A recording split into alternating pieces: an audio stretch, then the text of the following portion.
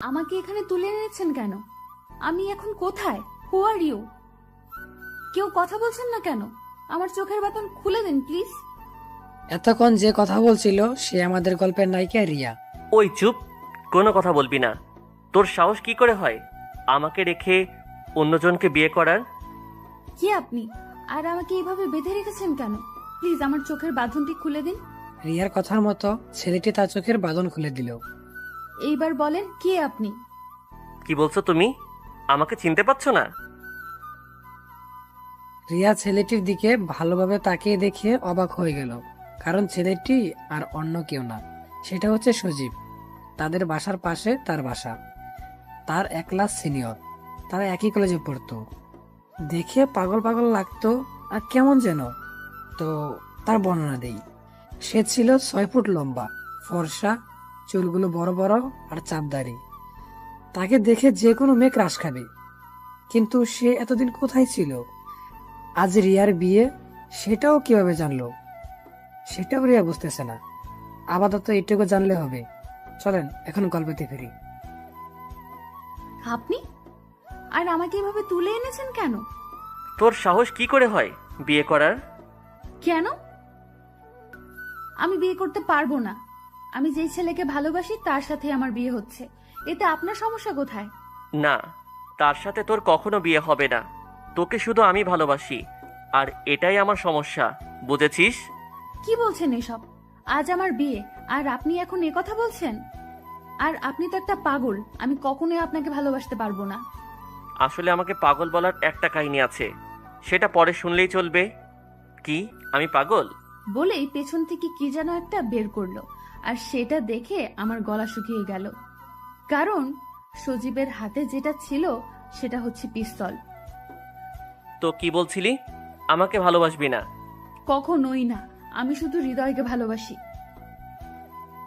কথাটা শোনার পর আমার চোখ আগুনের মতো লাল হয়ে গেল, আর হাতের পিস্তলটা নিয়ে রিয়ার সামনে বরাবর গুলি করলাম।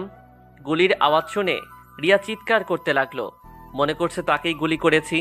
কিন্তু না, তাকে গুলি করিনি। তাহলে কাকে করলো সেটা দেখার জন্য রিয়া মাথা উঁচু করে দেখতে গেল।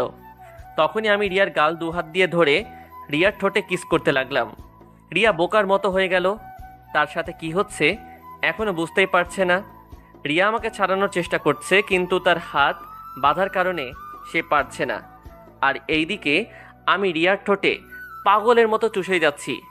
প্রায় 15 মিনিট হয়ে গেছে, তাও তাকে ছাড়ছি না। রিয়ার ঠোঁট দিয়ে রক্ত বের হয়ে যাচ্ছে, তাও রিয়াকে ছাড়ছি না। রিয়া তো ভয় পেয়ে গেল, তার সাথে হচ্ছেটা কি। 30 মিনিট পর আমি রিয়ার ঠোঁট ছাড়লাম। রিয়া মাথাটা উঁচু করে আমাকে বলল, আপনি কি পাগল? আমার ঠোঁট দিয়ে রক্ত বের করে দিলেন। আচ্ছা আচ্ছা সরি, চুপ করো, কোনো কথা হবে না। কিন্তু রিয়া সজীবের কোনো কথা না শুনে কান্না করেই যাচ্ছে। ওই চুপ! ধমক শুনে রিয়া চুপ হয়ে গেল, কোনো কথা বলবে না। ছি! আর সজীব রিয়ার রক্ত দেখে পাগল হয়ে গেল। ভালোবাসা মানুষটার যদি কষ্ট হয় তাহলে কেউই ভালো থাকতে পারে না। তাই সজীবও পেল না। সজীব কি করবে বুঝতেই পারছে না। কি পরে এসেছো এইসব? অন্য কিছু পরে আসতে পারোনি? আজ আমার বিয়ে, তাই শাড়ি পরে আছি। ওই চুপ! আর একবার যদি বিয়ের কথা মুখে শুনি খুন করে ফেলবো। আমার কথা শুনে ভয় পেয়ে আর কিছু বলল না। আমি রিয়ার ঠোঁটের দিকে এগিয়ে গেলাম। ওই কি করছেন আপনি? বললাম না কোনো কথা বলবে না। রিয়া কিছু বলল না, কারণ সে জানে রিয়ার কোনো কথাই সে শুনবে না। তবে সজীবের গোষ্ঠী মনে মনে উদ্ধার করে দিচ্ছে। সজীব আর কোনো উপায় না পেয়ে তার শার্ট দিয়ে রিয়ার ঠোঁটে লেগে থাকা রক্ত সব মুছে ফেললো। রিয়া তো সজীবের কাণ্ড দেখে অবাক হয়ে আছে। রিয়া বলল, আচ্ছা, এইবার তো আমাকে ছেড়ে দিন। আমার বিয়ের সময় হয়ে যাচ্ছে। মা বাবাও আমাকে খুঁজছে। সেটা তো আর কখনো হবে না। মানে? মানে হচ্ছে আমি ছাড়া অন্য কারোর সাথে বিয়ে হবে না তোমার। বললেই হলো নাকি? আমি যেটা বলবো সেটাই হবে। প্লিজ আমাকে ছেড়ে দিন। আমার বিয়ের সময় পেরিয়ে যাচ্ছে। রিয়া মুখে বলছে কিন্তু মনে মনে অনেক খুশি, কারণ সে হৃদয়কে বিয়ে করতে চাচ্ছে না। বিয়েটা কার সাথে করবে? কেন? আমার বরের সাথে। কিন্তু সে তো নেই। নেই মানে? আমি তাকে উগান্ডায় পাঠিয়ে দিয়েছি। হোয়াট? হুম, তাকে আমি দেশের বাইরে পাঠিয়ে দিয়েছি, আর এমন কাজ করেছি যাতে সে আর দেশে আসতে না পারে। তাহলে এখন আমার কি হবে? বলেই রিয়া নেকা কান্না করতে লাগলো, কিন্তু মনে মনে অনেক খুশি হয়েছে। সেটা তো সজীবকে বুঝতে দেওয়া যাবে না। আচ্ছা, আমরা এখন কোথায়? বিশাল এক জঙ্গলের মধ্যে। কি? আমার অনেক ভয় লাগে জঙ্গল। আরে পাগলি, ভয় পাচ্ছ কেন? আমি তো আছি। সেটাই তো বেশি ভয়। কি বললে? না না, কিছু না। আমার অনেক খিদে লেগেছে, আমাকে খেতে দিন কিছু প্লিজ। এই জঙ্গলের মধ্যে খাবার কোথায় পাবো? সেটা আমাকে নিয়ে আসার সময় মনে ছিল না? ফল আছে, খাবে? তাড়াতাড়ি নিয়ে আসেন। বলে আমি বাইরে চলে আসলাম, আর বাহিরে আসতেই বন্ধুদের সাথে দেখা। কিরে, কোথায় যাচ্ছিস? এই তো একটু বাজারে যেতে হবে। তো তোরা কেমন আছিস? ভালোই, তোকে তো এখন দেখাই যায় না। কোথায় থাকিস? কোথায় আবার থাকবো, বাসায়। আমি কি বলছি, তুই পুকুরে থাকিস? আচ্ছা বাদ দে সব, পরে কথা হবে। Okay bye. তারপর ওদেরকে বিদায় দিয়ে ফল কেনার জন্য সোজা বাজারে চলে গেলাম। আর এইদিকে রিয়া ভাবছে সে আজ কোন বিপদে পড়েছে। অন্য কোথাও হলে সে এতক্ষণ পালিয়ে যেত, কিন্তু এই জঙ্গলের জন্য যাবে না, কারণ রিয়া ছোটকাল থেকে জঙ্গল ভয় পায়। এইসব কথা ভাবতে ভাবতে দেখলো গুন্ডাটা চলে এসেছে। এই নাও। আমার তো হাত পা বাঁধা, কিভাবে খাবো? আমি কিভাবে বলবো? আচ্ছা, আমার হাতের বাঁধন খুলে দেন। কখনো না। আজব তো, তাহলে আমি কিভাবে খাবো? আচ্ছা, আমি খাইয়ে দিচ্ছি। অনেক ক্ষুধা লেগেছে, তাই কিছু বললাম না। দেন। কিন্তু কিছুক্ষণের মধ্যেই রিয়ার ক্ষুধা মিটে গেল সেই গুন্ডাটার কাণ্ড দেখে, কারণ সে তার ঠোঁটে করে আপেল নিয়ে রিয়ার বরাবর আসতেছিল। ওই ওই থামেন, আমি খাবো না। কেন? আমার খিদে নেই। ও আচ্ছা ঠিক আছে, আমি একাই খাই। বলেই গুন্ডাটা আমার সামনে থেকেই খেতে লাগলো। কি যে করি, খিদেও লেগেছে অনেক। আর গুন্ডাটা যেভাবে দিতে চাচ্ছে সেটা আমি মরে গেলেও খাবো না। আর এদিকে সজীব খেয়ে রিয়ার থেকে একটু দূরে বসলো। রুমের মধ্যে মোমবাতির আলো জ্বলার কারণে ঠিকভাবে দেখতে পাচ্ছে না গুন্ডাটা কোথায়। কিছুক্ষণ পরে উদার জ্বালায় থাকতে না পেরে রিয়া, ওই হ্যালো মিস্টার, কোথায় আপনি? আজব তো, কোথায় গেল? অন্ধকার রুমে আমার ভয় করছে। হ্যালো, আমার কথা কি শুনতে পাচ্ছেন? কেউ কথা বলছে না। রিয়া এবার ভয় পেয়ে কান্না করতে লাগলো। রিয়ার কান্না শুনে পাশের রুম থেকে সজীব দৌড়ে তার কাছে আসলো। কি হয়েছে পাগলি, তুমি কান্না করছো কেন? কান্না করছি কেন সেটা জানেন না? ও তোমার ক্ষুধা লেগেছে, তাই তো? হুম। দিব, তবে সেই আগের ভাবেই। ক্ষুধার জ্বালায় আর কিছু বললাম না। দেন। আমি তো মহা খুশি। তারপরে দেখলাম গুন্ডাটা তার মুখে একটা আপেল নিয়ে আমার কাছে এগিয়ে আসলো। ক্ষুধা লাগার কারণে আমিও কিছু বললাম না। ও একেবারেই আমার ঠোঁটের বরাবর চলে এসেছে। আর উপায় না পেয়ে আমি তার ঠোঁটের কাছে গিয়ে আমার ঠোঁট দিয়ে আপেলটাকে কামড় দিলাম। আপেলটা কামড় দেওয়ার সময় আমার ঠোঁটের সাথে ওনার ঠোঁট লেগে গেল। এভাবে 4টা আপেল খেলাম। পৃথিবীতে এইভাবে কেউ আপেল খেয়েছে কিনা সেটা আমি জানি না, তবে আজ আমি এই গুন্ডার কাছ থেকে শিখলাম। থ্যাঙ্কস। কেন? এমন একটা স্পেশাল মুহূর্ত দেওয়ার জন্য। শালা লুচ্চা, একা একটা মেয়েকে পেয়ে সুযোগের সদ্ব্যবহার করে নিলি। কিছু কি বললে? কুকু কুকু কই? কিছু না তো। আচ্ছা তুমি বসো, আমি ফ্রেশ হয়ে আসি। ফ্রেশ হবেন মানে? ও সরি, তোমাকে মিথ্যে বলেছি। আমরা এখন আমার বাসায় আছি, কোনো জঙ্গলে নেই। কি? আমার সাথে এত বড় মিথ্যা কথা বলেছেন? আগে জানলে আমি তখনই পালিয়ে যেতাম। সেই জন্যই তো তোমাকে বলি নাই বেবি। What baby? মানে বাবুর আম্মু। কে বাবুর আম্মু? আমার সামনে যে বসে আছে, তবে এখনো হয়নি, তবে আজই হয়ে যাবে। মানে? মানে আজ আমাদের বিয়ে। কি? এই বিয়ে আমি কখনোই মেনে নিব না। তুমি না মানলেও চলবে, আমি তো মেনে নিব। দেখেন ভাই, আমি আপনার পায়ে ধরি, প্লিজ আমার এমন সর্বনাশ করবেন না। ওই তোর ভাইয়াকে? হ্যাঁ, আমি কোন জন্মের ভাইয়া তোর? রেগে যাওয়ার কারণে সজীবের চোখ লাল বর্ণের হয়ে গেছে, তাই দেখে রিয়ার গলা শুকিয়ে গেল। সরি সরি, আর কখনো বলবো না। মনে থাকে যেন। জি, একটা কথা বলবো। আরে একটা কথা কেন, কিছুক্ষণ পরেই তুমি আমার বউ হয়ে যাবে। একটা কেন, যতটা ইচ্ছা বলো। বেটা গুন্ডা বলে কি, তাকে আমি কখনোই বর হিসেবে মেনে নিব না। কি বললে? না মানে বলছি, আমি একটু জল খাবো। আচ্ছা বসো, আমি এখনই নিয়ে আসছি। আমি তো বসেই আছি, উঠে তো দাঁড়াতে পারবো না, যেভাবে আমাকে বেঁধে রেখেছেন। তুমি পালিয়ে যাবে বলেই তো বেঁধে রেখেছি। আচ্ছা এবার খুলে দেন, আমি পালাবো না। সত্যি তো? হুম। তারপরে আমি রিয়ার বাঁধন খুলে দিলাম। বাঁচলাম। বেটা আমাকে যেভাবে বেঁধে রেখেছিল মনে হচ্ছে আমি কোনো চোর। কিছুক্ষণ পরে আমি একটা গ্লাসে করে জল নিয়ে আসলাম। এই নাও জল। তারপরে রিয়া জল খেতে লাগলো। জল এখনো খাওয়া হয়নি। হঠাৎ করে ওই বেটা আমাকে কিস করতে লাগলো।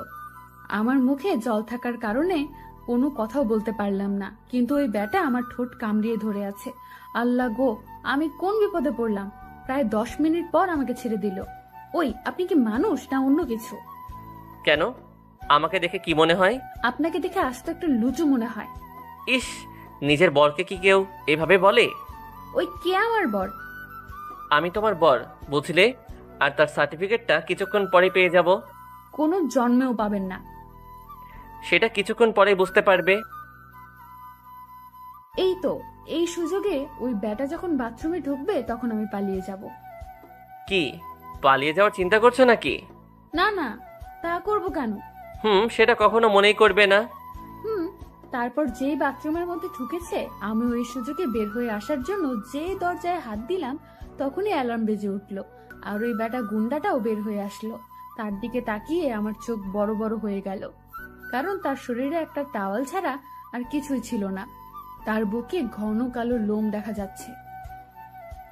আমার জায়গায় যদি অন্য কোনো মেয়ে হতো তাহলে তার লোম দেখেই ক্রাশ খেত। ওই মেয়ে, তুমি আমার কথা বুঝো না? আমি তো বাইরে যেতে চাচ্ছিলাম। থাক, আর মিথ্যা বলা লাগবে না। আমার সাথে চলো। কোথায়? বাথরুমে। কেন? কারণ তুমি আবার পালিয়ে যাবে তাই। না, আমি আর পালাবো না। আর কোনো কথা শুনতে চাই না। এই বলে বেটাটা আমাকে কোলে করে বাথরুমের মধ্যে নিয়ে গেল। এখানে আমি কি করব? আমি গোসল করব, তা তুমি দেখবে। আমার লজ্জা লাগছে, প্লিজ আমাকে যেতে দিন। আরে বরকে দেখতে লজ্জা কিসের? কোনো কথা বলবে না, চুপচাপ দাঁড়িয়ে থাকবে। আর না করলে বুঝতেই তো পারছো। না না, থাক, আমি কিছু করছি না। কি ছেলে রে বাবা, একটুও লজ্জা নেই। মনে মনে বললাম, ওই বেটা গোসল করছে আর আমি চোখ বন্ধ করে আছি, আমাকে পেছনে ঘুরতেও দিচ্ছে না। বেটা বলে আমার মুখ দেখবে আর গোসল করবে, তাই আমি চোখ বন্ধ করে দাঁড়িয়ে আছি। হঠাৎ আমার ঠান্ডা লাগছে, কেন বুঝলাম না তো। চোখ খুলে দেখি গুন্ডাটা জল দিয়ে ভিজিয়ে দিয়েছে। ওই ওই করছেনটা কি? কেন, দেখতে পাচ্ছ না? আমাকে ভিজিয়ে দিলেন কেন? আরে বউ আর বর তো একসাথে গোসল করে, তাই না? দেখেন, আমি কিন্তু আপনার বউ না। না, তবে হতে কতক্ষণ? আমি আর কিছু বললাম না, কারণ আমার কথা কিছুতেই শুনবে না। আচ্ছা, এইবার আমার কাছে এসে আমাকে জড়িয়ে ধরো তো, আমার ভীষণ ঠান্ডা লাগছে। মানে? বাংলা বোঝো না? হুম। আমি বলছি আমরা এখন রোমান্স করব। কখনো না। তুমি করবে না, কিন্তু আমি তো করব। আর আমাকে জোর করে করতে হলে আমি কি করব সেটা তুমি ভালো করেই জানো। আমি আর কোনো কথা না শুনে তাকে সরাসরি জড়িয়ে ধরলাম, কারণ বেটা লুচুকে বিশ্বাস নেই। এই তো আমার লক্ষ্মী সোনা, আমার কথা কত সুন্দর করে শুনছে। তারপর দুজনে গোসলটা শেষ করে বাইরে বের হলাম। রিয়াকে নিয়ে আমার রুমে চলে গেলাম। আমার রুমে রিয়া এসে তো হা হয়ে গেল, কারণ আমার রুমে শুধু তার ছবি। সে এত ছবি কোথায় পেল? আমি তো কিছুই বুঝতে পারলাম না। আর ছবিগুলো অনেক জায়গায় তোলা, কিন্তু বেশি দিন আগের ছবি না। তার মানে সে আমাকে কিছুদিন আগে থেকে ফলো করে, আর আজ আমাকে তুলে নিয়ে এসেছে। এখন কি করে বাসায় যেতে পারবো? ওই কি ভাবছো? ভাবছি আপনি আমাকে ভিজিয়ে দিলেন, এখন আমি কি পরবো? কেন, আমার জামা কাপড় পরবে? উপায় না পেয়ে আর কি করব, তাই গুন্ডাটার কাপড় পরতে হবে এখন। আচ্ছা দেন। তারপরে গুন্ডাটা তার আলমারির মধ্যে একটা প্যান্ট আর একটা শার্ট দিল। এই নাও, এইগুলা পরো। ওইগুলো আমি পরবো? তাছাড়া এখন আর কোনো উপায় নেই। বিকেলে গিয়ে তোমার সবকিছু নিয়ে আসবো, এখনকার মতো পরো। আচ্ছা, আপনি এবার বাইরে যান, আমি চেঞ্জ করব। বারে, বরের সামনে চেঞ্জ করলে সমস্যা কোথায়? কি? যা শুনেছো তাই, আমি কোথাও যাব না, এখানেই থাকবো। প্লিজ বোঝার চেষ্টা করেন। যেতে পারি, তবে একটা শর্তে, আমাকে একটা চুম্মা দিতে হবে। কি? কখনোই না। তাহলে আমিও যাব না। কি যে করি হে সৃষ্টিকর্তা, তুমি আমাকে কোন জায়গায় পাঠালে? কোনো উপায় না পেয়ে বললাম, আচ্ছা আসেন এদিকে। আমার বলতে যেইটুকু দেরি, কিন্তু তার আসতে এত দেরি হয়নি। আচ্ছা চোখ বন্ধ করুন। কেন? আমার লজ্জা করে। আচ্ছা। গুন্ডাটা চোখ বন্ধ করলো, আর আমিও কি বিপদে পড়ে গেলাম। তার কপালে একটা চুম্মা দিলাম। এইটা কি হলো? কেন চুম্মা দিলাম? এইভাবে না। বলেই ব্যাটা আমার ঠোঁট তার ঠোঁটে রেখে আমার ঠোঁটের 12টা বাজাতে লাগলো। এতক্ষণ থেকে এটাই বুঝলাম যে এই পাগলের কাছ থেকে আমাকে কেউ বাঁচাতে পারবে না। 10 মিনিট পরে আমাকে ছেড়ে দিল। এইটা চুম্মা, বুঝলে? বলে শয়তানি হাসি দিয়ে বাইরে চলে গেল সজীব। রিয়া সজীবের ড্রেস পরেই বাইরে আসলো। দেখে সজীব সোফার উপরে বসে টিভির খবর দেখছে। আর খবর যেটা, সেটা হচ্ছে রিয়াকে নিয়ে, মানে রিয়াকে দেখাচ্ছে। আচ্ছা, আপনারা হয়তো রিয়ার ব্যাপারে কিছুই জানেন না, তাহলে চলুন রিয়া সম্পর্কে কিছু জেনে আসি। আমি নীলান্তিকা আহমেদ রিয়া, বাবা মায়ের একমাত্র রাজকন্যা। আমার বাবা পুলিশ কমিশনার, আর পুলিশ হওয়ার কারণে আমাকে কিডন্যাপ করার কথা বলছে। শোনেন, আমার বাবা একজন পুলিশ। যদি আমার বাবা জানতে পারে তাহলে আপনাকে কখনোই ছাড়বে না। সেটা জানার আগে তার একটা নাতিন হয়ে যাবে। মানে? মানে আমার শ্বশুর জানার আগে আমাদের কিউট একটা মেয়ে হয়ে যাবে। আপনি কি পাগল? কেন? এই যে আপনি সব সময় একটু একটু না, অনেক বেশিই বোঝেন। সেই জন্যই তো তুমি আমার হলে। আল্লাহ গো, খার কাছে আসলাম। আচ্ছা, তোমার কি কি লাগবে বলো, আমি এখন মার্কেটে যাব। আমার কিছু লাগবে না, আমি বাসায় যাব। সেটা তো যাবই, কিন্তু 1 বছর পরে। 1 বছর পরে কেন? কারণ আমাদের সাথে লতাও যাবে, তাই। লতা কে? ওই যে বললাম না, আমাদের একটা কিউট মেয়ে হবে, তার নাম রাখবো লতা। আল্লাহ গো, কি হলো? আমি পাগল হয়ে যাব। কিছুই হওয়া লাগবে না, শুধু আমার হয়ে থাকলেই হবে। আচ্ছা আপনি বাইরে যান তো, আমি একটু একা থাকবো। আচ্ছা, তবে পালিয়ে যাওয়ার চেষ্টা করবে না। যান এবার আপনি। পরে গুন্ডাটা চলে গেল, আর আমি অন্য কোনো চিন্তা না করে বাসার মধ্যে ঘুরতে লাগলাম। এত বড় বাড়ি রাতে তুলে এনেছিল, তাই কিছুই বুঝতে পারিনি, কিন্তু এখন বুঝতে পারছি। এভাবে 2 ঘন্টা ধরে বাসার মধ্যে ঘুরতে লাগলাম। সন্ধ্যা হয়ে গেল, কিন্তু গুন্ডাটা এখনো আসছে না কেন? ভয় লাগছে আমার। হঠাৎ কারেন্ট চলে গেল, আমি তো ভয়ে শেষ। এখন অন্ধকারে কিভাবে থাকবো? আর কিছু না ভেবে লাগালাম চিৎকার। চিৎকার করে কান্না করতে লাগলাম। তখন শুনতে পেলাম বাইরে থেকে কে যেন দরজা খুলছে। আমি দৌড় দিয়ে তার কাছে গিয়ে তাকে জড়িয়ে ধরে কান্না করেই যাচ্ছি। এই রিয়া, রিয়া, কি হয়েছে তোমার? কান্না করছো কেন? তার কথা শুনে বুঝলাম এটাই সেই গুন্ডা। ওই কি হয়েছে তোমার? আপনি সেই কখন গেছেন? আমার একা বাসায় থাকতে ভয় লাগে। সেটা আমাকে আগে বলবে তো। আমি কোনো কিছু বললাম না। আচ্ছা চলো ভিতরে এখন। তারপরে দুজনে ভিতরে চলে আসলাম। এই দেখো, তোমার জন্য কত কিছু নিয়ে এসেছি। আমার কিছুই লাগবে না, আমি বাসায় যাব। ওই চুপ, আর একবার বাড়ির কথা বললে খুন করে ফেলবো। বলেই আমি রিয়ার গলা চেপে ধরলাম। রিয়া নিঃশ্বাস না নিতে পেরে কাশতে লাগলো।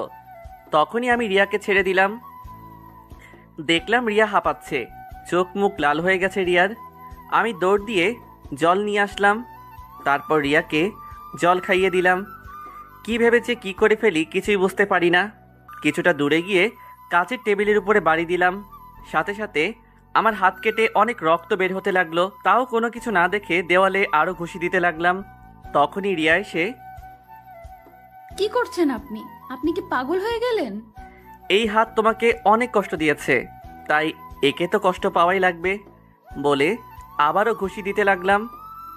আমি তার হাত ধরে নিয়ে এসেই সোফায় বসিয়ে দিলাম। না লাগবে না, তুমি আগে বলো তুমি এই বাড়ি ছেড়ে কোথাও যাবে না। আপনি কি পাগল? প্লিজ বলবেন কোথায় আছে? এসব কথা পরে বলবেন। না তুমি আগে বলো, তারপরে আমি বলছি। আল্লাহ, কোন ছেলের পাল্লায় পড়লাম রে! আগে বলতে বলছি। আচ্ছা, আমি কোথাও যাব না, এবার বলেন। সত্যি তো? সত্যি সত্যি সত্যি, 3 সত্যি। আচ্ছা, এইবার আমাকে জড়িয়ে ধরো। কি? আমি পারবো না। তাহলে আমিও বলবো না। গুন্ডাটার রক্ত বের হয়েই যাচ্ছে, কিন্তু তাই নিয়ে তার কোনো মাথা ব্যথা নেই। আমিও আর কিছু না বলে তাকে জড়িয়ে ধরলাম। আচ্ছা, এবার তো বলেন। আমার রুমে টেবিলের উপরে রাখা আছে। রিয়া আর কোনো কথা না শুনে সজীবের রুমে দৌড়ে চলে গেল। রিয়া রুমে গিয়ে ড্রেসিং নিয়ে এসে সজীবের হাতে ব্যান্ডেজ করে দিল। আমার না অনেক ভালো লাগছে। ভালো লাগছে মানে? এই যে, আমার হাত না কাটলে তো তুমি এইভাবে আমার যত্ন নিতে না। আপনি কি সত্যিই পাগল? শুধু তোমার জন্য। আচ্ছা, বাসায় কি খাওয়ার কিছু আছে? না। আচ্ছা, আমি বাইরে গিয়ে খাবার কিনে আনছি। আপনাকে কোথাও যাওয়া লাগবে না। বাসায় কি কাঁচা বাজার আছে? হুম। রান্নাঘর কোন দিকে বলেন, আমি রান্না করছি। না না, থাক, তোমাকে রান্না করা লাগবে না, আমি বাইরে থেকে কিছু কিনে আনছি। বেশি কথা বলবেন না, চুপচাপ শুয়ে থাকেন। তারপরে সজীব আর কিছু বলল না। রিয়া রান্না করে ঘরে চলে গেল।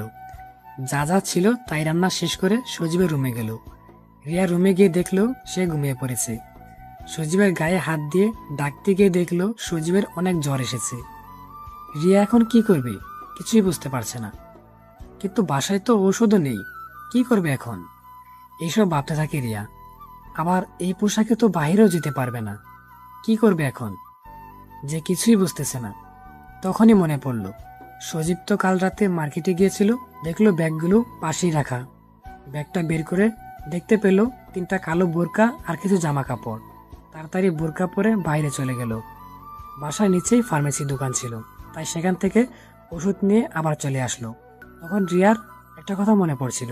গুন্ডাটাকে একা রেখে কোথাও যাওয়া যাবে না। একদিনই তার উপরে কেমন যেন মায়া জমে গেছে। ওষুধ নিয়ে তার কাছে আসলাম। ওই ওঠেন, এবার কিছু খেয়ে ওষুধ খেয়ে নিন। কিন্তু সজীবের কোনো শব্দ পেল না। রিয়া কিছুটা ভয় পেয়ে তার মাথায় হাত দিয়ে ডাকতে লাগলো। কিছুক্ষণ পরে সে চোখ খুলল। কিছু খেয়ে নিন। সজীব ঘুম থেকে উঠে খেতে গিয়েও খেতে পারল না, কারণ তার হাতে তো ব্যান্ডেজ করা।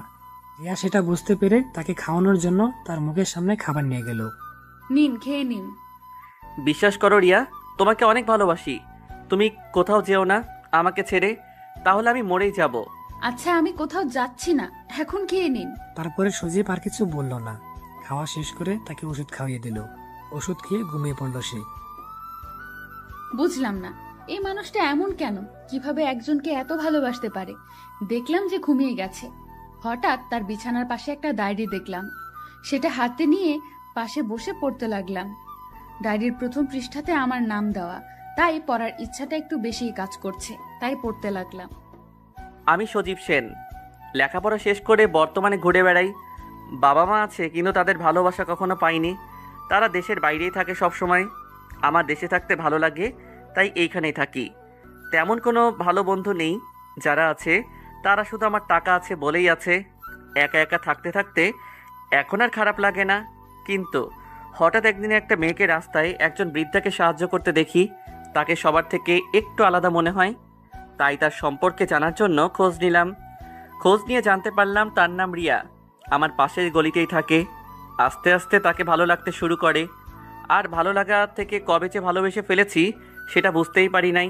তাই তাকে ভালোবাসার কথাটা বলার জন্য তার কাছে যাই, কিন্তু সেই অন্য একটা ছেলেকে ভালোবাসতো। তার সাথে সুখে থাকবে বলে আমি না বলা ভালোবাসার কথা আমার মনের মধ্যেই রাখলাম। কিন্তু একদিন জানতে পারলাম সেই ছেলেটা প্লে বয়।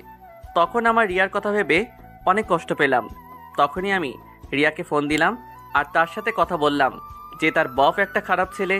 কিন্তু রিয়া সেটা না শুনে আমাকে অনেক অপমান করে, তাই আমি তার ফোনে তার বফের ছবি দিয়ে সিমটা বন্ধ করে রেখেছিলাম। তার মানে এই সেই ছেলে যার জন্য আমি একটা খারাপ ছেলের হাত থেকে বেঁচে গিয়েছিলাম। এই ছেলেকে কত খুঁজেছি, কিন্তু কোথাও পাইনি। এইসব কথা বলে রিয়া আবার পড়তে লাগলো। এইভাবেই চলছিল আমার জীবন। একদিন একটা মার্কেটের পাশ দিয়ে যাচ্ছিলাম, হঠাৎ একটা নীল শাড়ি দেখে দাঁড়িয়ে পড়লাম। কারণ যে নীল শাড়িটা কিনছিল সেটা রিয়া ছিল, কিন্তু সে না কিনে চলে গেল। পরে আমি ভিতরে গিয়ে জানলাম যে সেই শাড়িটা তারা অন্য কাস্টমারের কাছে বিক্রি করে দিয়েছে। আমি তাকে অনেক বুঝিয়ে নিয়ে আসলাম, কিন্তু ততক্ষণে রিয়া চলে গিয়েছিল। নীল শাড়ির সাথে নীল কাচের চুড়িও কিনেছিলাম।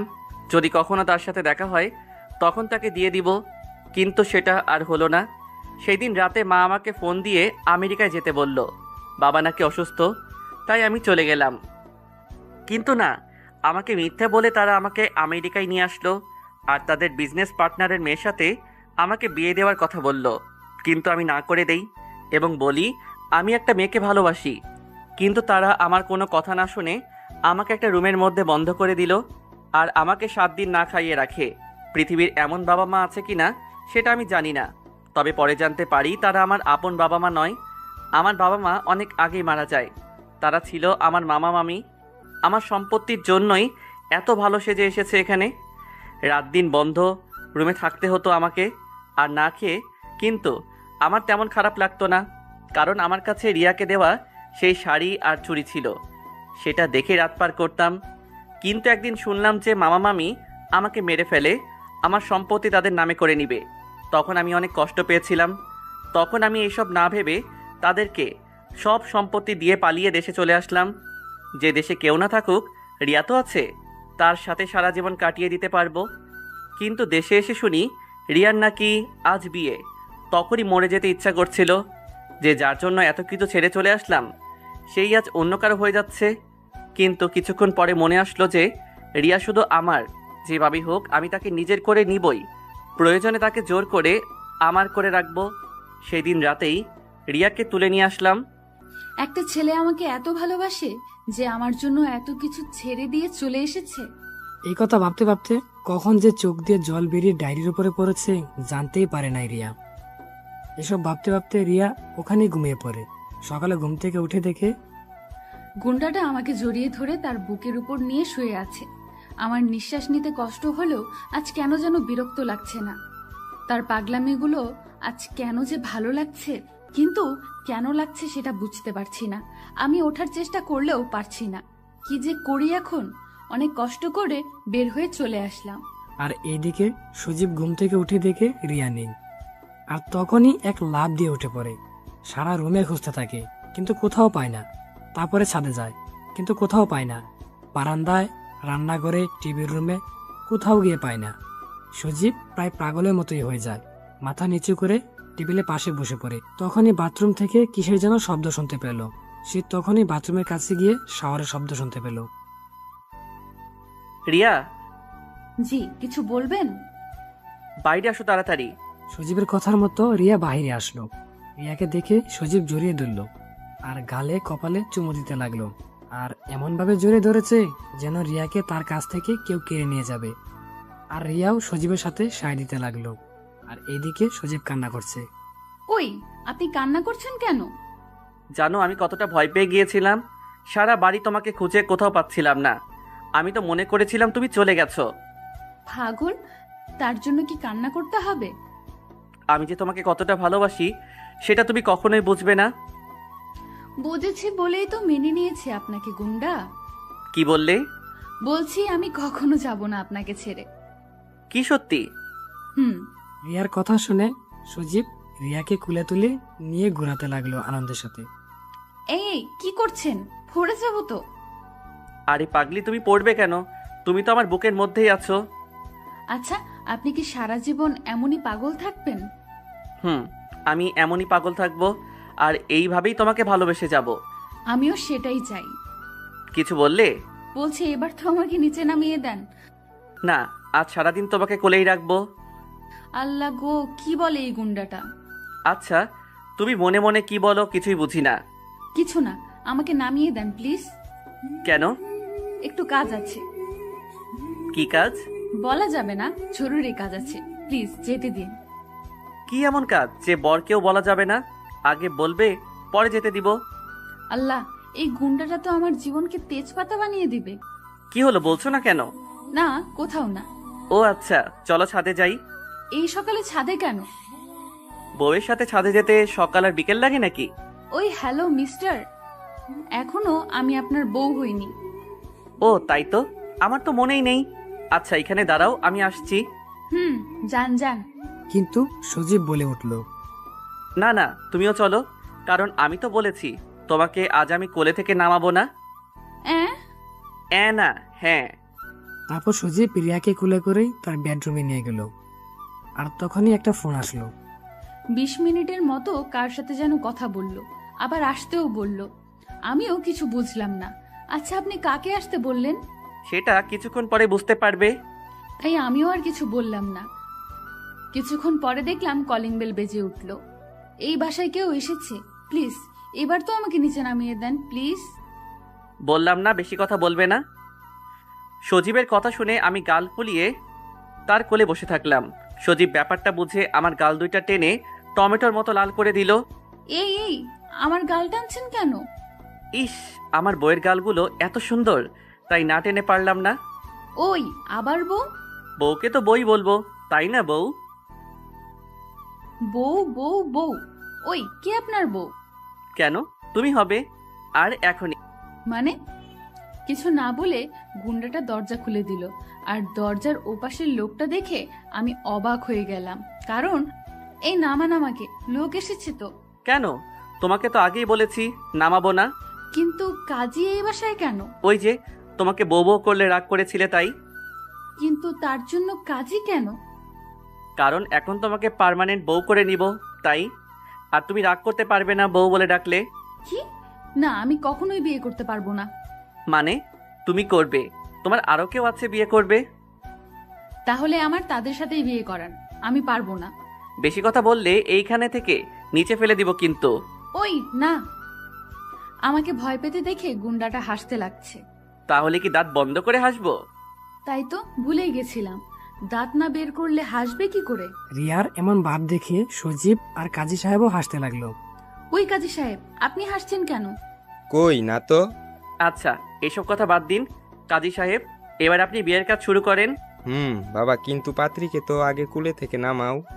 সেটা আপনাকে দেখা লাগবে না। আপনি বিয়ে পড়াবেন নাকি সেটা বলেন।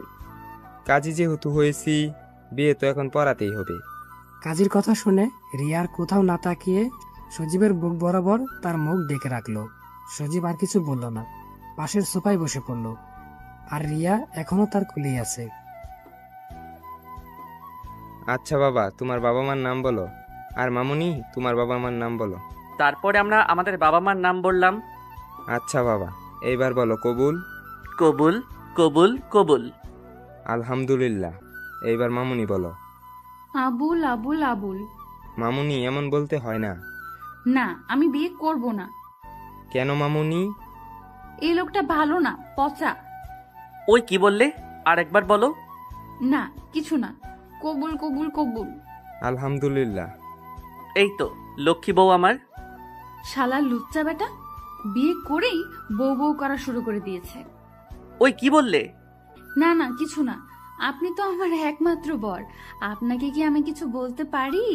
রিয়ার এমন কাণ্ড দেখে সজীবের সব রাগ গলে গেল। আর রিয়া তো এটার জন্য এমনটা করেছিল। কিন্তু বেটা আমার চালাকি ধরে ফেলে।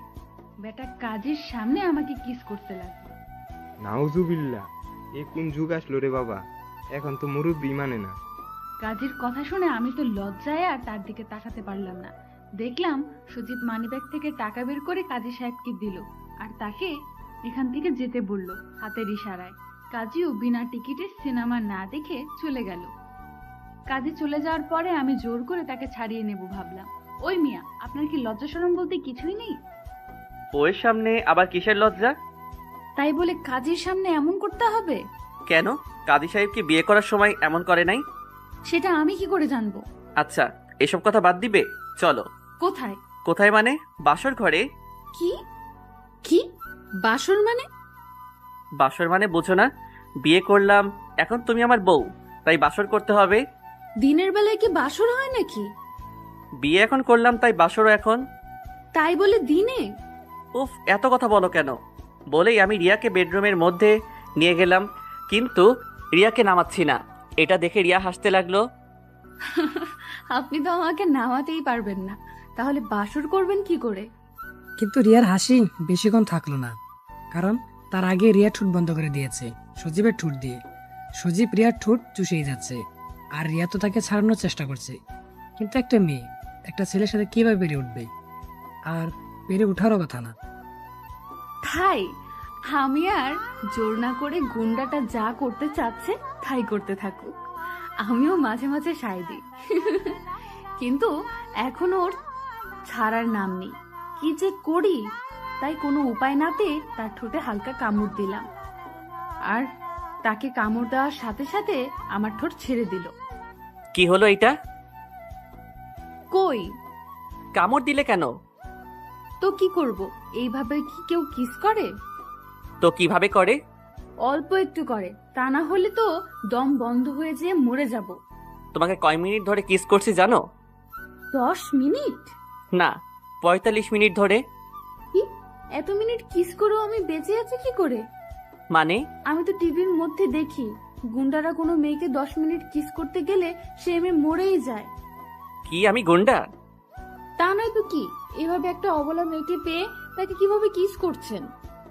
ইস, কি আমার অবলা রে! তোমার বর থাকতে তুমি এই কথা বলবে কেন? আমার বরটাও তো আমাকে মেরে ফেলতে চাচ্ছে। কিভাবে মেরে ফেলতে চাচ্ছি শুনি? এই যে কিস করে।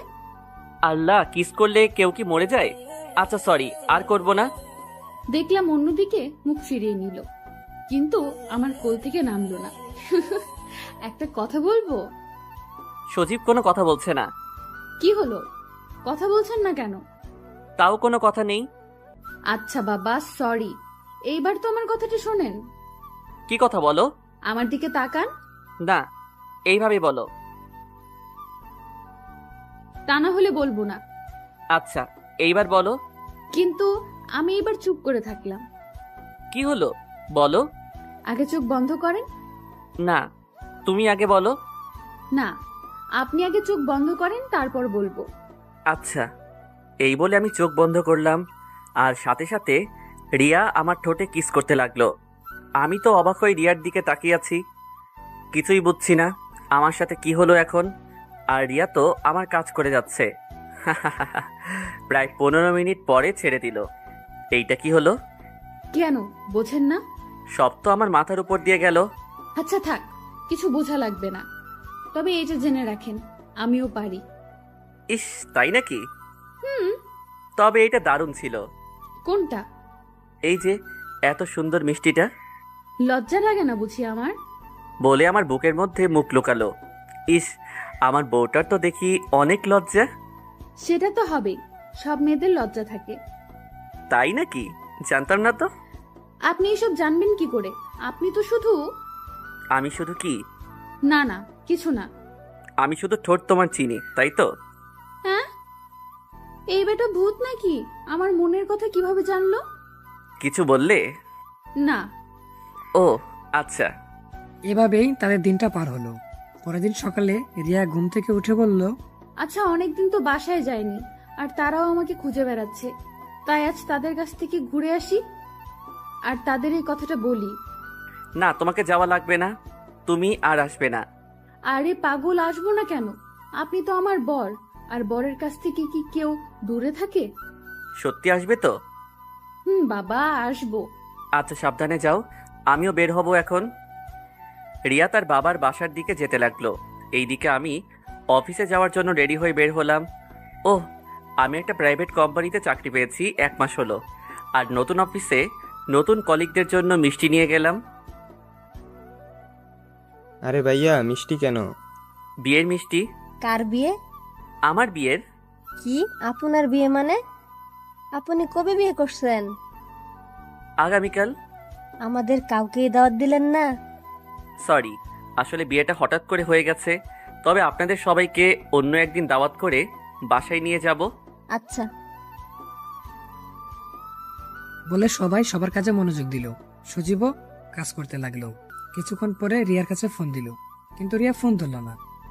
মনে করলো যে সে হয়তো বিজি আছে, তাই ধরছে না।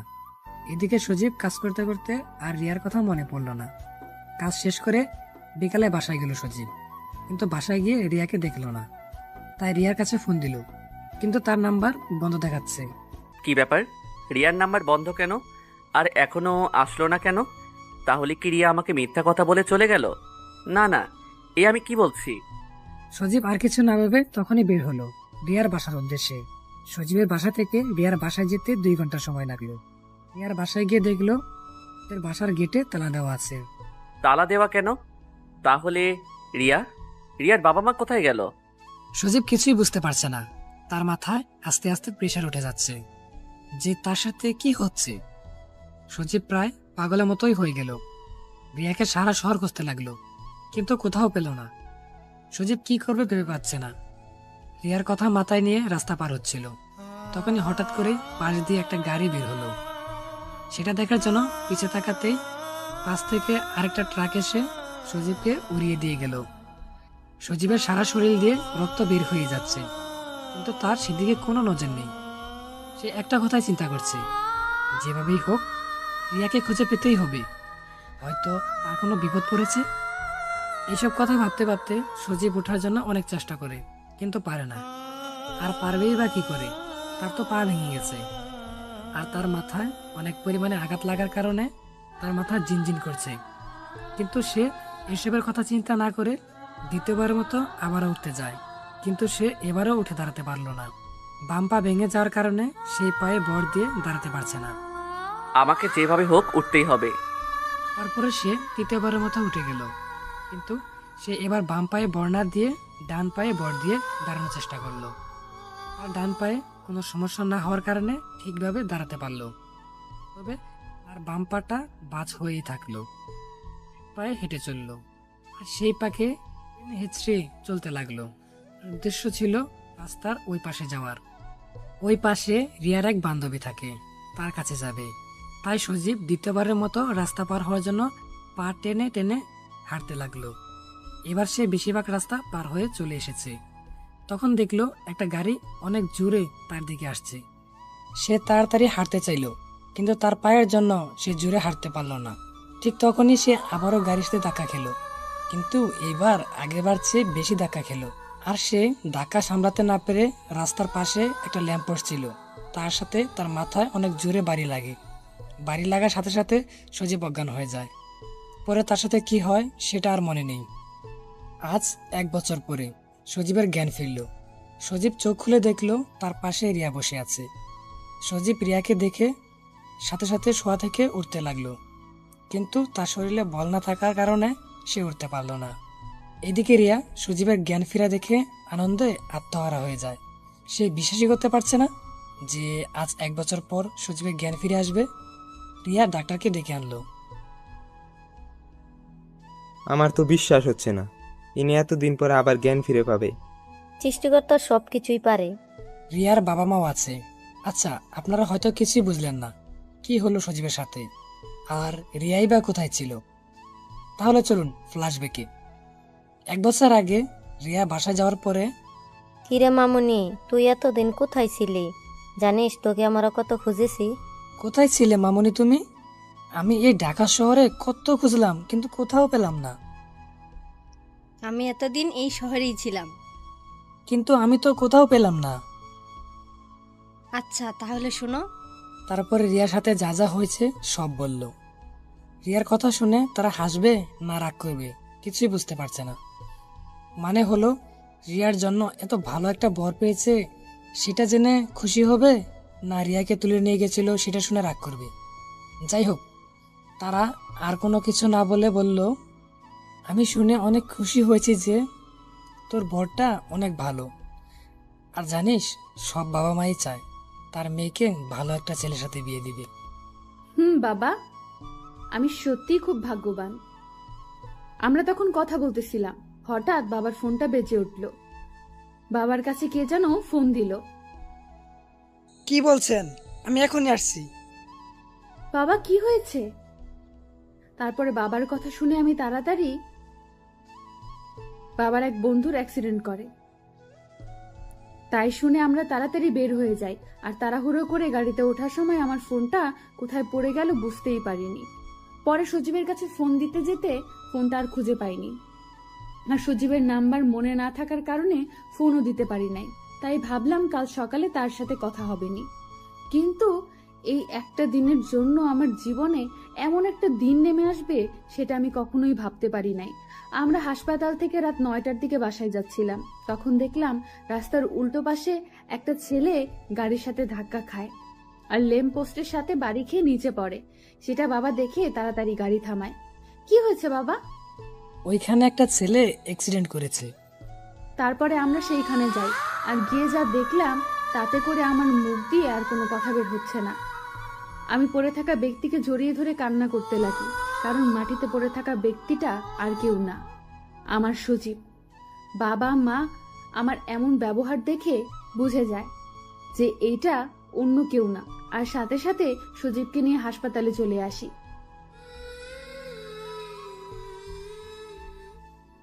তারপরে ডাক্তার তাকে নিয়ে গেল। কান্না করিস না মা, সবকিছু ঠিক হয়ে যাবে। আমার জন্য ওর এমন হয়েছে। তোমার জন্য মানে? আমি যদি তাকে আগে থেকেই ফোন দিয়ে বলে রাখতাম তাহলে আজ এমন কিছুই হতো না। দেখ মা, সৃষ্টিকর্তা হয়তো এমন কিছু চেয়েছেন, তাই হয়েছে। তুই চিন্তা করিস না, সৃষ্টিকর্তার উপরে ভরসা রাখ, দেখবি তিনি সব কিছু ঠিক করে দিবেন। সেটাই যেন হয়। আমি তো তাকে ভীষণ ভালোবেসে ফেলেছি। আমরা কথা বলছিলাম, তখনই ডাক্তার বের হয়ে আসলো। আমি তার কাছে দৌড়ে গিয়ে বললাম, ডাক্তার, সজীবের কি অবস্থা? কেমন আছে এখনো? কি হলো ডাক্তার, কিছু বলছেন না কেন? আসলে আমরা অনেক চেষ্টা করলাম, কিন্তু তার ফল কিছুই হলো না। ডাক্তারের আর কোনো কথা না শুনে রিয়া ওখানে বসে কান্না করতে লাগলো। প্লিজ এভাবে কান্না করবেন না, আমার কথাটা তো আগে শুনেন। কি শুনবো? তাকে আর বাঁচানো যাবে না, এটাই তো? না, সেটা নয়। তাহলে কি?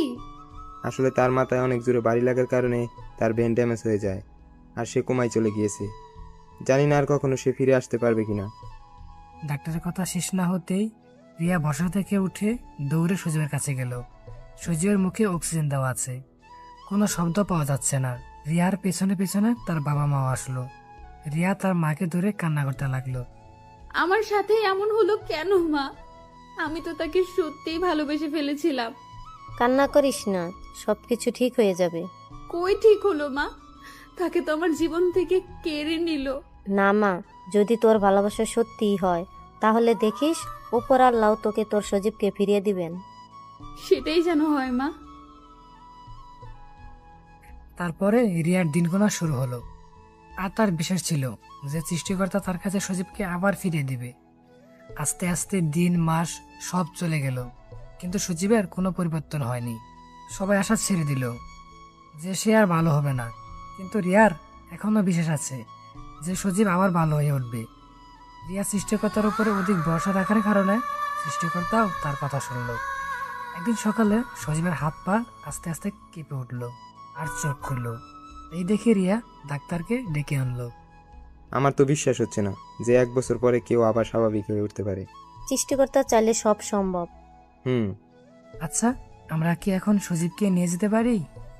তবে একটা কথা মনে রাখবেন, তাকে কোনো কিছুর উপরে চাপ দিবেন না। বেশি চাপের কারণে অতিরিক্ত ভাবলে মাথার সমস্যা হবে। জি আচ্ছা। এরপর সেই গুন্ডাকে নিয়ে আমাদের বাসায় চলে আসলাম। ইস, এখন আর সে গুন্ডা নয়, এখন তো আমার বর মশাই। তো আমার বর মশাইকে বাসায় নিয়ে আসলাম। রিয়া, মা তুই সজীবকে তোর রুমে নিয়ে যা। তারপরে আমি তাকে নিয়ে আমার রুমে আসতে লাগলাম। আমি আগে আগে আর সে আমার পেছনে পেছনে। তখনই সে আমাকে ডাক দিল। রিয়া, জি। তোমাকে একটু ধরে হেঁটে যাই। তার মুখে আমার ডাক শোনার পরে আর কিছুই বলতে পারলাম না। কতদিন তার মুখে আমার নাম শুনি নাই। তারপরে সজীব রিয়াকে ধরে হাঁটতে লাগলো। জানো রিয়া, তোমাকে কতদিন পরে আজ আবার কাছে পেলাম। আপনি তো কিছুই বুঝতে পারেননি, আমি বুঝেছি। আপনাকে এত কাছে রেখেও আপনার সাথে কথা বলতে পারিনি। যদি আমি মরে যে। রিয়া সজীবকে জড়িয়ে ধরে কান্না করতে লাগলো। এই পাগলি, কান্না করছো কেন? আপনি এই কথা কখনোই বলবেন না। আচ্ছা, বলবো না, তবে একটা শর্তে। কি শর্ত? এখন থেকে আমাকে তুমি করে বলতে হবে। কিন্তু। কোনো কিন্তু নাই, এখনই বলো। আচ্ছা, কাল থেকে বলবো। কাল না, এখনই বলো। আচ্ছা। কি হলো বলো। আচ্ছা, আপনার হাতটা কি ধরতে পারি? উফ, আবার আপনি? ও সরি, তোমার হাতটা কি একটু ধরতে পারি? নিজের বরের হাত ধরার কি পারমিশন নেওয়া লাগে? তাই তো। রিয়ার এমন কাণ্ড দেখে সজীব হাসতে লাগলো। তুমি হাসছো কেন? এই যে, আগের রিয়াকে দেখে। আগের রিয়া মানে? আমার বাসায় যে রিয়া থাকতো ভয়ে ভয়ে। সেটা তো আপনার বাসা ছিল, সরি, তোমার বাসা। কিন্তু এখন তুমি আমার বাসায় আছো। তুমি কিছুই করতে পারবে না, আর আমাকেও ভয় দেখাতে পারবে না। তাই নাকি? হুম। রিয়াকে আর কিছু বলতে না দিয়েই সজীব রিয়াকে কুলে তুলে নিল। এই এই কি করছো? ছাড়ো, পড়ে যাবো তো। কেন পড়ে যাবে কেন? ডাক্তার তোমাকে বেশি কথা বলতে নিষেধ করলো না? আর তুমি আমাকে কোলে নিয়েছো, তোমার কষ্ট হবে তো। হুম, কিন্তু ডাক্তার তো আর বলে নাই নিজের বউকে কোলে নেওয়া যাবে না, আর বউয়ের সাথে রোমান্সও করা যাবে না। আল্লাহ গো, কি ছেলে আমার কপালে দিলে। কেন, কি হয়েছে? এইটা আমার বাসা। তো কি হয়েছে? আমাকে দেখে ভয় তো পাও একটু। আবার হাসছো? হাসবো না তো কি করব? আচ্ছা প্লিজ, তুমি আর বেশি কথা বলো না। আচ্ছা, কথা বলবো না, কিন্তু মুখে বলা বাদে অন্য কিছু করব। অন্য কিছু মানে?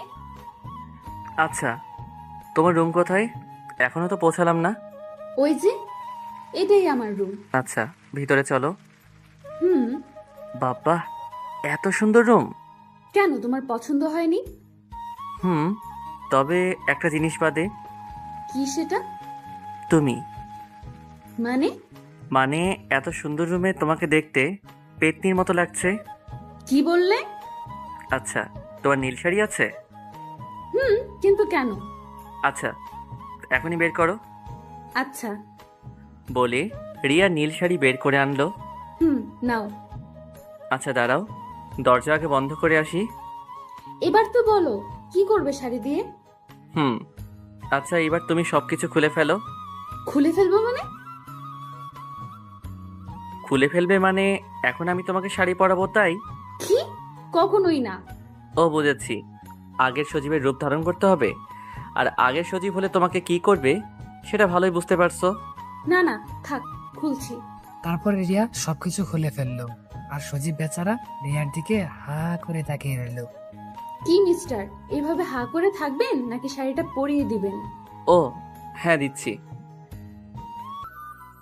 তারপরে সজীব রিয়াকে শাড়ি পরাতে লাগলো।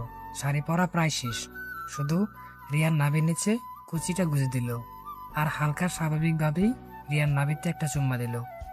কিন্তু সজীব তো আর জানতো না যে রিয়া আর স্বাভাবিক নেই। রিয়ার ভেতরে একটা জ্বর বয়ে চলছে। রিয়ার সাথে সাথে সজীবের চুল চেপে ধরে সজীবের মাথাটা তার নাভি বরাবর চেপে ধরলো। এবার সজীবও পাগল হয়ে গেল রিয়া ছোঁয়া পেয়ে। এবার দুজন দুজনকেই ধরে পাগলের মতো কিস করতে লাগলো। আর কিছুক্ষণ পরে তারা ভালোবাসার রাজ্যে হাউডুবু খেতে চলে গেল। সকালবেলা পাখির কিচিমিচির সাথে যুগ হয়েছে রিয়ার মার ডাকাডাকি। রিয়া এবার বিরক্ত হয়ে বলল, কি হয়েছে মা, ডাকছো কেন? কিছু হয়নি, তাড়াতাড়ি বাহিরে আয়। আচ্ছা তুমি যাও, আমি আসতেছি। রিয়া চোখ ডলতে ডলতে উঠে বসে বিছনা থেকে নামতে যাবে, তখনও সজীব তার হাত ধরে বলল, কোথায় যাওয়া হচ্ছে আমাকে রেখে? মা ডাকছে। আর কিছুক্ষণ থাকো না? না, আমি ফ্রেশ হতে যাচ্ছি। কিছুক্ষণ পর রিয়া ফ্রেশ হয়ে বের হলো। এই যে কিছুক্ষণ পরে এসে যেন দেখি তুমি ফ্রেশ হয়ে বসে আছো। ওকে? ওকে মহারানী। রিয়া মিষ্টি একটি হাসি দিয়ে তার মায়ের কাছে চলে গেল। এখন বলতে গেলে কাকটাকা ভোর যাকে বলে। চারদিকে সবে সূর্যের কোমল আলো এসে ছুঁয়ে যাচ্ছে। কোমল মোলায়েম একটা আলোর ছাটা এসে পড়েছে রিয়াদের বারান্দায়। কয়েকটা চড়ুই পাখি যেন নিজেদের মধ্যে গুরুত্বপূর্ণ বিষয় নিয়ে কিচির মিচির করে আলোচনা করেই যাচ্ছে, কিন্তু কয়েকটা কাক হয়তো আলোচনা না করে তুমুল স্বরে ঝগড়া করেই যাচ্ছে। এসবের দিকে মনোযোগ কাটিয়ে পিছনে তাকিয়ে দেখি রিয়া দাঁড়িয়ে আছে। তুমি কখন এলে? এই তো, কি করছিল আমার বর্মশাই? এই তো, তুমি বিহীন একা সূর্যের মায়া ভরা এই অপরূপ আলো দেখছিলাম মহারানী। ও মা, গুন্ডাটা এসব বলে কি? এই কি বললে? কিছু না। এই, তুমি এখনো ফ্রেশ হও নাই? তাড়াতাড়ি ফ্রেশ হয়ে আসো। তারপর আমি ফ্রেশ হয়ে সবাই মিলে নাস্তা সেরে বসে আছি। তখনই রিয়ার মা, হ্যাঁ মা ভালো। আচ্ছা বাবা, তুমি কি কোথাও যাবে নাকি? হ্যাঁ মা, একটু বাইরে থেকে ঘুরে আসতে মন চাইছে আর কি। তাহলে সাবধানে যেও বাবা। তারপর বাইরে বের হতে যাব, তখনই রিয়া ডাক দিল। কোথায় যাচ্ছ? ডেটিং এ যাচ্ছি গো। ভাবতে কেমন যেন লাগছে। ডেটিং এ যাচ্ছ মানে? ডেটিংয়ে যাচ্ছি মানে ডেটিংয়ে যাচ্ছি।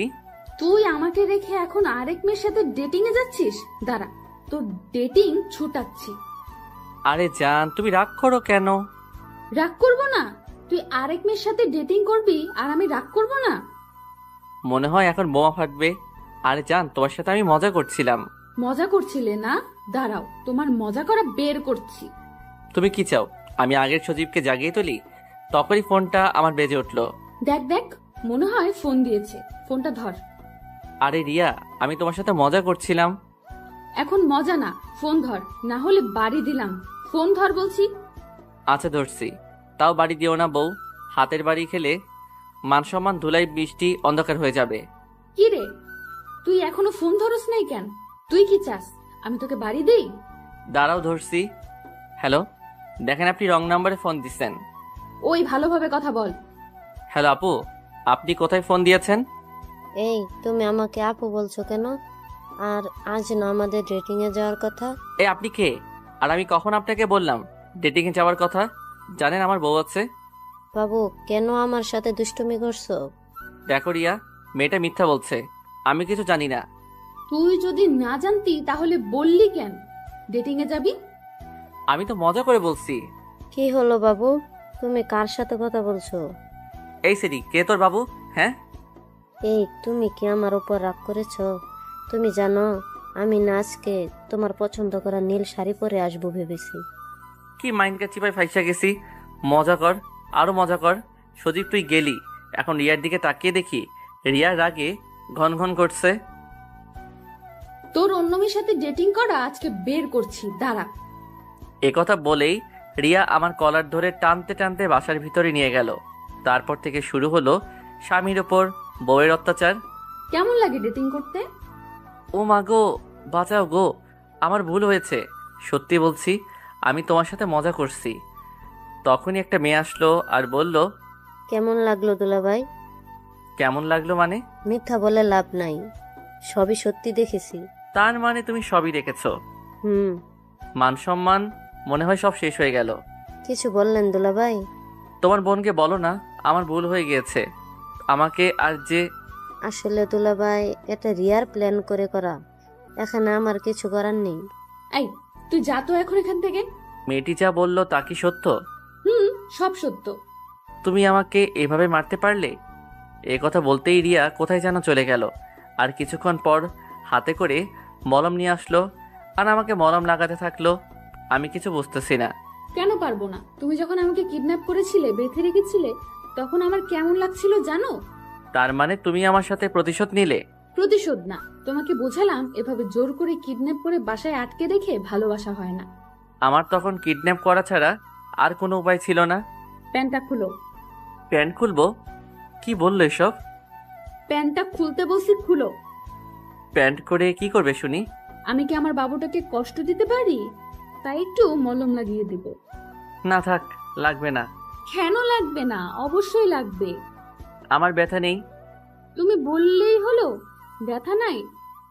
আমি জানি না তোমার কতটা ব্যথা করছে। এ কি মোর জ্বালা, কি আর করা। তারপর মলম লাগাতে লাগলো। এতক্ষণ মেরে টেরে এখন মলম লাগানি হচ্ছে। এই আস্তে ব্যথা লাগে তো। একটু ব্যথা তো লাগবে, কোনো টেনশন নেই, এখন সব ঠিক হয়ে যাবে। এইভাবেই মলম লাগাতে লাগাতে চলে গেল 1টি বছর। রিয়া রিয়া, আমার ব্লেজারটা কোথায়? রিয়া ড্রয়িং রুম থেকে চেঁচিয়ে বলল, বেডে। আমার ফোন কোথায়? টেবিলে। আমার ওয়াচ কোথায়? টেবিলে। আমার পারফিউম কোথায়? টেবিলে। এবার সজীব রেগে গেল। টেবিলের সামনে দাঁড়িয়ে কোমরে 2 হাত রেখে দাঁতে দাঁত চেপে বলল, আমার জেল কোথায়? টেবিলে। এবার আর নিজেকে আটকাতে পারলো না, রুম থেকে বেরিয়ে গেল। এই মেয়ে কি বুঝে না যে কেন সজীব তাকে ডাকছে, নাকি বুঝেও না বুঝার ভান করছে? সজীব ড্রয়িং রুমে এসে দেখলো রিয়া সোফায় বসে খুব মনোযোগ সহকারে টিভি দেখছে, তাও আবার জবা। সজীব রেগে রিয়ার কাছে গিয়ে রিয়াকে আচমকা কোলে তুলে নিয়ে নিজের রুমে এসে দরজা লক করে দিল। এটা কি হলো? তুমি আমাকে এভাবে নিয়ে আসলে কেন? যারা ভালো কথায় বোঝে না তাদের আঙুল বাঁকা করে বোঝাতে হয়। রিয়াকে কুল থেকে নামাতে নামাতে বলল সজীব। মানে কি? দেখছিলে না আমি কাজ করছিলাম? হ্যাঁ দেখেছি, তুমি কি কাজ করছিলে। এখন একটা ভালো কাজ করো। কি ভালো কাজ? ব্রুকুচকে বলল রিয়া। আমাকে অফিসে 8 ঘন্টা থাকার এনার্জি দাও। ও হ্যালো, আমি এখন কোনো এনার্জি দিতে পারবো না, জানতো? গুন্ডা, তার নাকি আবার এনার্জি লাগবে। সরুন, আমার জবা শেষ হয়ে যাচ্ছে। বলে রিয়া সজীবকে সরিয়ে রুম থেকে বেরোনোর জন্য দরজা অব্দি গেল, কিন্তু বাইরে যেতে পারলো না। তার আগেই সজীব রিয়ার হাত ধরে তাকে দেয়ালের সাথে মিশিয়ে নিল। তুমি দিতে পারবে না তো কি হয়েছে, আমি তো নিতেই পারি। বলেই রিয়াকে আর কিছু বলার সুযোগ না দিয়ে রিয়ার ঠোঁটে চেপে ধরল। রিয়াও আর বাধা দিল না, ভেসে যেতে লাগলো ভালোবাসার সাগরে।